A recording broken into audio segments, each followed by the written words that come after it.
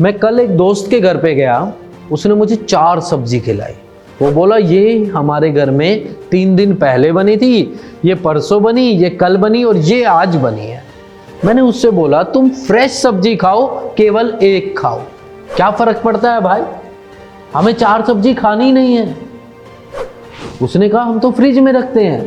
अरे भाई यही तो समस्या है। आपने खाना बनाया, फ्रिज में रख दिया, माइक्रोवेव में गर्म कर दिया, फिर खा लिया। बासी भोजन खा खा के अपने पेट को खराब कर लिया, तरह तरह की बीमारियों को अपने अंदर घुसा लिया।